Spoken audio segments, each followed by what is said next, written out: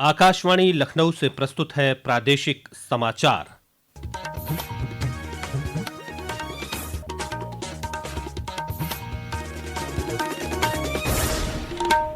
मुख्य समाचार। श्री राम जन्मभूमि तीर्थ क्षेत्र ट्रस्ट ने सीईओ के चयन के लिए दिया 1 महीने का अतिरिक्त समय। धार्मिक समिति के पुनर्गठन और प्रवक्ता की नियुक्ति को दी मंजूरी। रक्षा मंत्री राजनाथ सिंह ने दिल्ली में जारी विरोध प्रदर्शनों पर व्यक्त की चिंता। कहा, युवा कल्याण सुनिश्चित करने के लिए प्रतिबद्ध है सरकार। मुख्यमंत्री योगी आदित्यनाथ ने गोरखपुर में बाढ़ से बचाव की तैयारियों को परखा। बाढ़ चौकियों को सक्रिय रखने और बीमारियों से बचाव के लिए विशेष सतर्कता बरतने के दिए निर्देश। और प्रदेश के 10 एथलीट राष्ट्रमंडल खेलों में करेंगे देश का प्रतिनिधित्व। ग्लासगो में कल होगा आयोजन का शुभारंभ।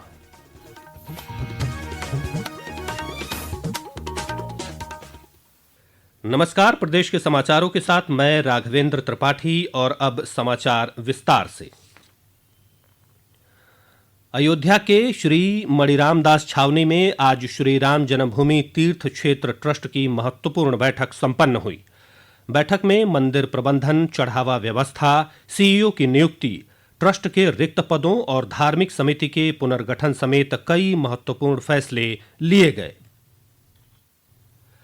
ट्रस्ट के महासचिव कृष्ण मोहन ने बताया कि मुख्य कार्यकारी अधिकारी के चयन के लिए गठित समिति ने आवेदनों की अधिक संख्या और प्रक्रिया की गंभीरता को देखते हुए 1 महीने का अतिरिक्त समय मांगा था, जिसे ट्रस्ट ने मंजूरी दे दी है।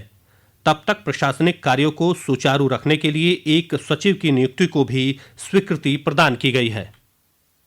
एक उपयुक्त मुख्य कार्यकारी अधिकारी का चयन करने के निमित्त गठन समिति ने भारी संख्या में आवेदन प्राप्त होने से चयन में अधिक समय की आवश्यकता बताते हुए 1 माह का अतिरिक्त समय मांगा है। विषय की गंभीरता और परिस्थितियों को दृष्टिगत करते हुए न्यासी मंडल ने यह अनुरोध स्वीकार किया है। न्यास ने आगामी कालखंड में श्रद्धालुओं की संख्या में संभावित वृद्धि को देखते हुए मुख्य कार्यकारी अधिकारी की नियुक्ति में इस विलंब के कारण एक सचिव की नियुक्ति की स्वीकृति प्रदान की है।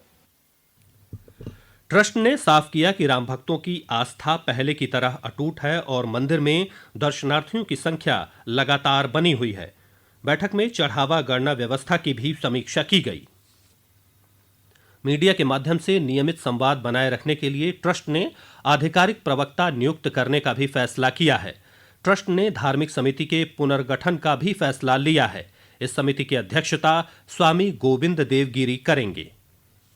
रक्षा मंत्री राजनाथ सिंह ने दिल्ली में जारी विरोध प्रदर्शनों पर चिंता व्यक्त की है। उन्होंने कहा कि केंद्र सरकार युवाओं की भावनाओं और चिंताओं के प्रति संवेदनशील है। नई दिल्ली में आज रक्षा मंत्री ने कहा कि प्रधानमंत्री नरेंद्र मोदी के नेतृत्व में सरकार विद्यार्थियों की आकांक्षाएं पूरी करने और युवा कल्याण सुनिश्चित करने के लिए पूरी तरह प्रतिबद्ध है। ये अत्यंत दुर्भाग्यपूर्ण है कि हमारे देश के छात्रों और नौजवानों को कुछ लोग अपने राजनीतिक स्वार्थों की पूर्ति के लिए एक राजनीतिक औजार के रूप में इस्तेमाल करने का प्रयास कर रहे हैं। प्रधानमंत्री मोदी जी के नेतृत्व में हमारी सरकार विद्यार्थियों और नौजवानों की आकांक्षाओं को पूरा करने और उनके कल्याण के प्रति पूरी तरह से प्रतिबद्ध है। रक्षा मंत्री ने संसद में विपक्ष के हंगामे पर कहा कि सरकार ने प्रत्येक मुद्दे पर सार्थक बहस करने की इच्छा व्यक्त की है, लेकिन विपक्ष सड़कों पर उतरकर मुद्दों को उलझाने का प्रयास कर रहा है। इसी क्रम में भाजपा प्रदेश अध्यक्ष और केंद्रीय वित्त राज्य मंत्री पंकज चौधरी के नेतृत्व में आज पार्टी कार्यकर्ताओं ने विपक्ष के खिलाफ विरोध प्रदर्शन किया। यह प्रदर्शन कल नीट पेपर लीक मुद्दे पर प्रधानमंत्री आवास के बाहर किए गए प्रदर्शन के विरोध में किया गया। इस मौके पर भाजपा प्रदेश अध्यक्ष ने कहा कि लोकतंत्र में प्रत्येक राजनीतिक दल को अपनी बात रखने और विरोध दर्ज कराने का अधिकार है, लेकिन देश की संवैधानिक संस्थाओं की गरिमा बनाए रखना प्रत्येक जनप्रतिनिधि का दायित्व है। उधर मुख्यमंत्री योगी आदित्यनाथ ने कहा कि विपक्ष छात्रों के नाम पर राजनीति करने का काम कर रहा है। जो लोग संसद का छात्रों के नाम पर गुमराह करके, घेराव करके अव्यवस्था और अराजकता पैदा करना चाहते हैं, ये बाबा साहब भीमराव अंबेडकर का अपमान कर रहे हैं। ये लोग भारत के लोकतंत्र को चुनौती दे रहे हैं। ये कांग्रेस प्रधानमंत्री जी के आवास को घेरती है, उनकी सुरक्षा में सेंध लगाने का दुस्साहस करती है। कैसे कांग्रेस और समाजवादी पार्टी देश के खिलाफ षड्यंत्र कर रही है, आपने कल और परसों के इनके पूरे के पूरे षड्यंत्रों को देखा है।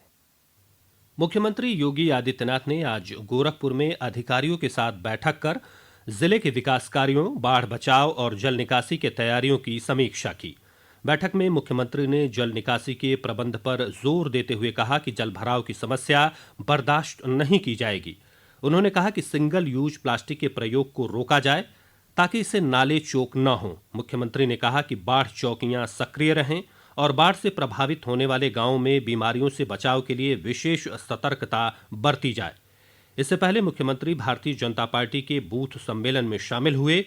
कार्यक्रम को संबोधित करते हुए मुख्यमंत्री ने कहा कि प्रधानमंत्री नरेंद्र मोदी के नेतृत्व में भारत के प्रति पूरी दुनिया की धारणा बदली है। श्री योगी ने कहा कि भाजपा ने सबसे बड़े दल के रूप में सुशासन और लोक कल्याण के नए प्रतिमान स्थापित किए हैं। भारतीय जनता पार्टी ने दुनिया के अंदर एकमात्र एक राजनीतिक दल के रूप में, सबसे बड़े राजनीतिक दल के रूप में मूल्यों और आदर्शों पर विश्वास करते हुए, सुशासन, लोक कल्याण के नए प्रतिमान स्थापित करते हुए दुनिया के लोकतांत्रिक इतिहास में अपनी एक मजबूत उपस्थिति प्रस्तुत की है। दल से बड़ा देश ये केवल भारतीय जनता पार्टी का कार्यकर्ता कह सकता है, कोई अन्य दल का व्यक्ति नहीं कह सकता। ये समाचार आप आकाशवाणी लखनऊ से सुन रहे हैं। ताज़ा समाचार जानने के लिए आप हमारी वेबसाइट newsonair.gov.in पर लॉगिन कर सकते हैं। इसके साथ ही आप प्रादेशिक समाचारों का ये बुलेटिन हमारे YouTube channel news on AIR Lucknow पर भी सुन सकते हैं। राज्यपाल आनंदीबेन पटेल ने आज मेरठ में चौधरी चरण सिंह विश्वविद्यालय के 38वें दीक्षांत समारोह में मेधावियों को पदक प्रदान किए। समारोह को संबोधित करते हुए राज्यपाल ने कहा कि विश्वविद्यालयों का दायित्व केवल शिक्षा देना ही नहीं, बल्कि विद्यार्थियों में सही सोच और राष्ट्रहित की भावना विकसित करना भी है। त्रिपुरा के पुलिस महानिदेशक अनुराग धनखड़ का आज बागपत के बड़ौत में अंतिम संस्कार किया गया। इस दौरान प्रदेश के समाज कल्याण राज्य मंत्री असीम अरुण भी मौजूद रहे। श्री अरुण ने शोकाकुल परिजनों से मुलाकात कर उन्हें ढांढस बधाया। 1994 बैच के IPS अधिकारी श्री धनखड़ का शव 20 जुलाई को अगरतला स्थित पुलिस मुख्यालय में मिला था। ग्लासगो में आयोजित होने वाले राष्ट्रमंडल खेलों का कल से शुभारंभ होगा। 2 अगस्त तक चलने वाले इस आयोजन में उत्तर प्रदेश के 10 एथलीट भारत का प्रतिनिधित्व करेंगे। इनमें 2 खिलाड़ी पैरा एथलेटिक्स में हिस्सा लेंगे। एक रिपोर्ट। गुलवीर सिंह 5000 मीटर और 10,000 मीटर दौड़ में पदक के लिए 2 आजमाइश करेंगे। प्रयागराज के कुलदीप कुमार पोल वॉल्ट और जौनपुर के रोहित यादव भाला फेंक में देश का प्रतिनिधित्व करेंगे। Parul Chaudhary 3000 metre steeplechase और 5000 मीटर दौड़ में भाग लेंगी। वहीं प्रियंका गोस्वामी 10,000 मीटर की पैदल चाल और नीरू पाठक 400 मीटर की रिले दौड़ में प्रतिस्पर्धा करेंगी। यूपी पुलिस की अस्मिता डे जूडो और आगरा के आदित्य प्रताप सिंह बॉक्सिंग में दम दिखाएंगे। लखनऊ के श्रेयांश त्रिवेदी और भदोही के सागर पैरा एथलीट के रूप में भाग लेंगे। मुमताज अली, आकाशवाणी समाचार, लखनऊ। प्रदेश में बीते 3-4 दिनों से हो रही बारिश से कई इलाकों में जनजीवन प्रभावित है। वहीं कई जनपदों में नदियां उफान पर हैं। लखीमपुर खीरी के पलियाकला में शारदा नदी खतरे के निशान से ऊपर बह रही है, जबकि बाराबंकी में घाघरा नदी भी खतरे के निशान के पास पहुंच गई है। गौतम बुद्ध नगर में हिंडन और यमुना नदी में बाढ़ की आशंका को देखते हुए सिंचाई विभाग और जिला प्रशासन ने तैयारी पूरी कर ली है। अपर जिलाधिकारी वित्त और राजस्व अजीत कुमार सिंह ने बताया कि जिले में 18 बाढ़ चौकियां और 18 बाढ़ शरणार्थी स्थल बनाए गए हैं। प्रशासन की टीमें सतर्क हैं और जल भराव वाले इलाकों में सहायता पहुंचाई जा रही है। मौसम विभाग के मुताबिक कल से 25 जुलाई के बीच प्रदेश में कुछ स्थानों पर हल्की से मध्यम वर्षा का दौर जारी रहने की संभावना है। और अंत में मुख्य समाचार एक बार फिर। श्री राम जन्मभूमि तीर्थ क्षेत्र ट्रस्ट ने CEO के चयन के लिए दिया 1 महीने का अतिरिक्त समय। धार्मिक समिति के पुनर्गठन और प्रवक्ता की नियुक्ति को दी मंजूरी। रक्षा मंत्री राजनाथ सिंह ने दिल्ली में जारी विरोध प्रदर्शनों पर व्यक्त की चिंता। कहा, युवा कल्याण सुनिश्चित करने के लिए प्रतिबद्ध है सरकार। मुख्यमंत्री योगी आदित्यनाथ ने गोरखपुर में बाढ़ से बचाव की तैयारियों को परखा। बाढ़ चौकियों को सक्रिय रखने और बीमारियों से बचाव के लिए विशेष सतर्कता बरतने के दिए निर्देश।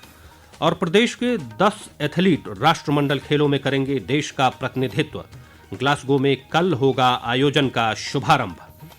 इसी के साथ प्रादेशिक समाचारों का ये बुलेटिन समाप्त हुआ। अगला बुलेटिन रात 8 बजे FM पर प्रसारित किया जाएगा। नमस्कार।